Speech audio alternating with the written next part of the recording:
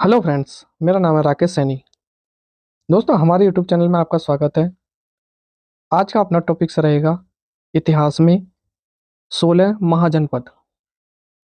Video start करने से पहले आपसे निवेदन है, हमारी वीडियो को अपने दोस्तों में शेयर करें और हमारे चैनल को सब्सक्राइब अवश्य करें।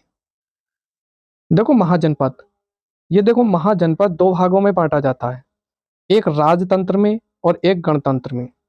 राजतंत्र के तहत जो आते हैं वो आते हैं 14, और जबकि गणतंत्र के तहत जो आते हैं वो आते हैं 2। अब ये दो जो आते हैं, ये कौन कौन से आते हैं? एक आता है बज्जी और एक आता है मल्ल। इनका जो उल्लेख है वो पाणिनि ने, इनकी एक पुस्तक है अष्टाध्यायी, इसमें इनका वर्णन करा गया है।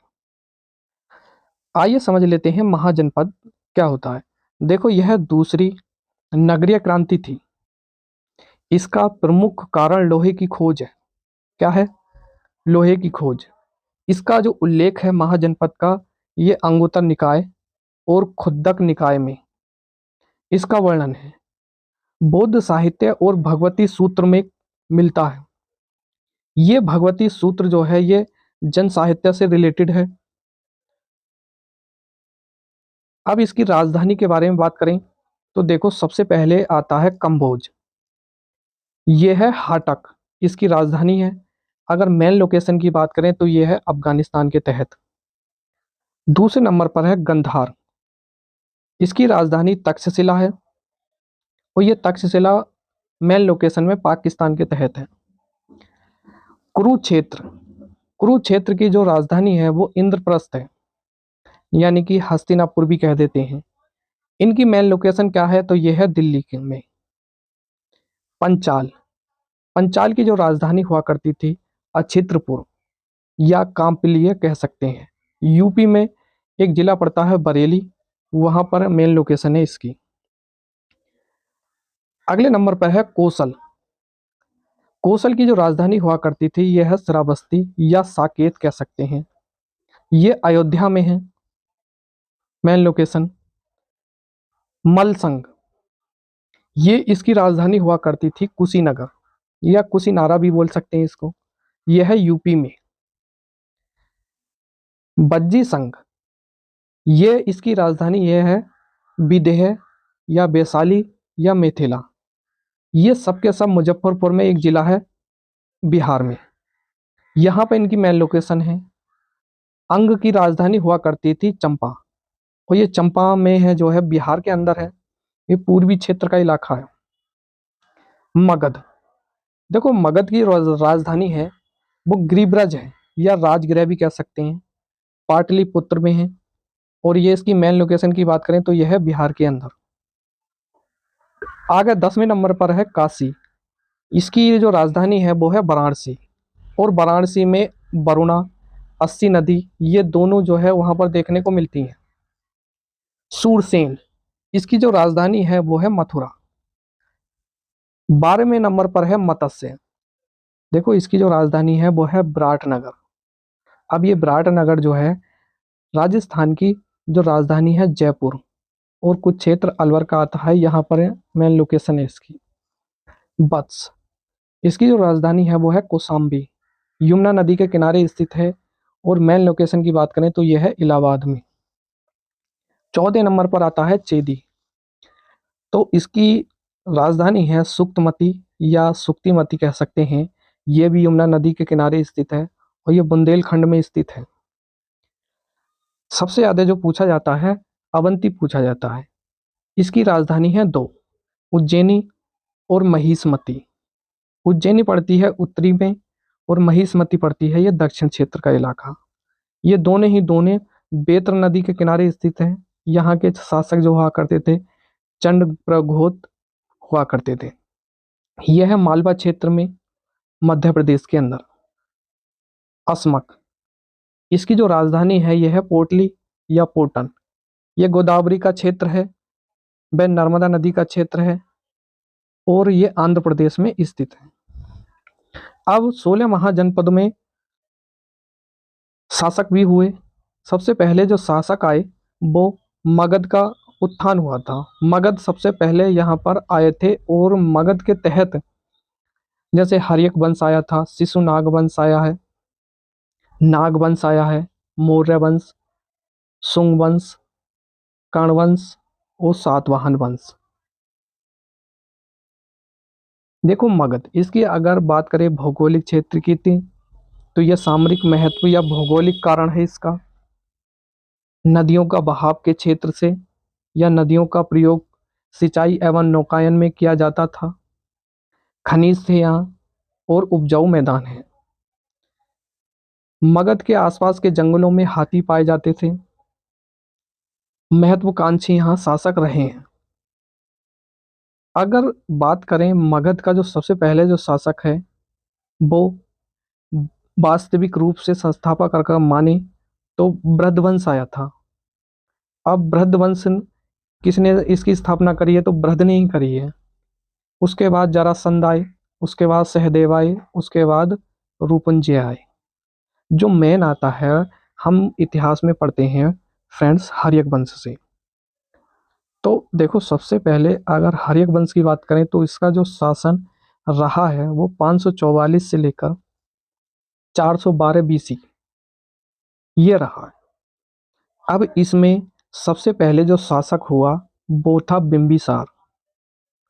इसका जो इन्होंने शासन करा है वो 544 से लेकर 492 के तहत बीसी, बिफोर ऑफ कास्ट, यानी कि पूर्व का समय, ये इतने बीच में शासन करा है। अब बिंबिसार का अगर उपनाम की बात करें तो श्रेणिक इनका नाम था। ये कौन थे, तो जैन साहित्य थे, जैन को मानने वाले थे। इन्होंने अपनी राजधानी राजगीर या गिरिब्रज बनाई थी। इसने कौशल नरेश प्रसेनजीत की बहन कोशिला देवी से विवाह करा था। और इसने लिच्छवी जो चेटक देश की रानी है यानी कि राजकुमारी चेलना से विवाह किया, यानी कि 2 से करा। उसके बाद इसने भद्रदेव देश की जो राजकुमारी है क्षेमा या खेमा से विवाह किया। मतलब इनकी 3 रानियां थीं, कौशल देवी, चेना देवी और क्षेमा देवी। ये इनकी 3 रानियां हैं। इन्होंने अंग प्रदेश को जीता, किससे, बृहद्रथ से। अपने पुत्र जो उनका पुत्र हुआ बिंबिसार का अजातशत्रु को वहां का क्या करा, गवर्नर नियुक्त कर दिया। प्रसेनजीत ने इसे काशी दहेज में दे दिया। इसने अपनी चिकित्सक जीवक को अवंती के जो शासक चंद्रप्रद्योत की चिकित्सा हेतु भेजा। पीलिया की बीमारी हो गई थी इन्हें। जीवक की शिक्षा तक्षशिला में, और बिंबिसार बौद्ध और जैन यानी कि दोनों मतों का पोषक था। इसके पुत्र जो अजातशत्रु है, इन्होंने अपने ही पिता की हत्या कर दी, यानी कि बिंबिसार की। अब उसके बाद पढ़ते हैं अजातशत्रु। देखो अजातशत्रु का जो टाइम है वो 492 ईसा पूर्व से लेकर 460 ईसा पूर्व है। अब इनका जो उपनाम है वो कुणिक है, और बिंबिसार का क्या था, श्रेणिक था। इसको पितृहीनता नाम से भी जानते हैं क्योंकि ये अपने पिता का हत्यारा था। इसने काशी पर अधिकार करा। ये भी क्या है, बौद्ध और जैन साहित्य का अनुयायी था। इसके शासनकाल में 8वें वर्ष में बौद्ध को महापरिनिर्वाण हो गया, यानी कि जो गौतम बुद्ध थे वो उनकी मृत्यु हो गई थी। किसके टाइम पर, अजातशत्रु के। इसके मंत्री हैं एक वास्तुकार ने बज्जी संघ में क्या कर दी, फूट डाल दी, और अजातशत्रु ने बीजक संघ को जीत लिया। एवं इस युद्ध में उसने रथमूसला और महाशिला कंठक का प्रयोग करा था। युद्ध के तहत अजातशत्रु ने प्रथम बौद्ध संगीति का आयोजन करा। अब प्रथम बौद्ध संगीति राजगृह की सप्तपर्णी गुफा में करा है, और 483 बीसी पूर्व में। अब इसके पुत्र हैं उदयन या उदयन कहते हैं। इन्होंने क्या करा, अजातशत्रु की मृत्यु कर दी। अब शासन आता है उदयन या उदयन। इनका जो शासन है वो 460 से लेकर 444 है। इसने सोन, गंडक और गंगा नदी के किनारे पाटलिपुत्र नामक शहर बनाया।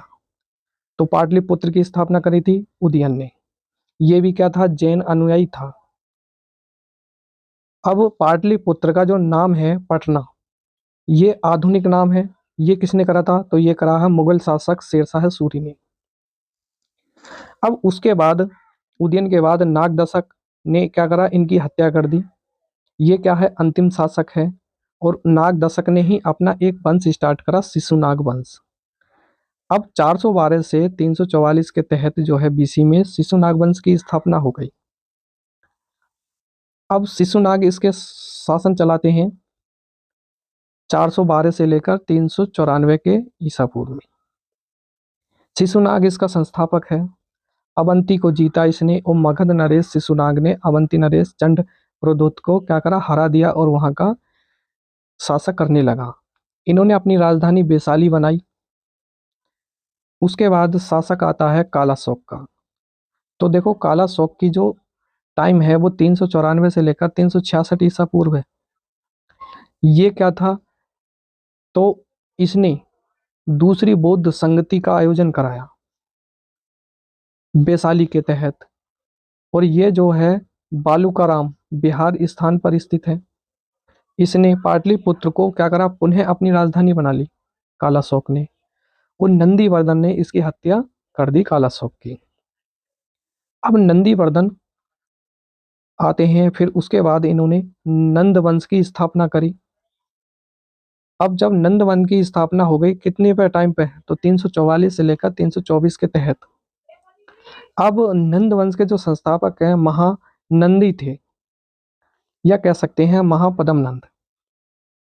इनका उपनाम अपरोपकार सुराम है, जो पुराणों में इसका उल्लेख किया गया है।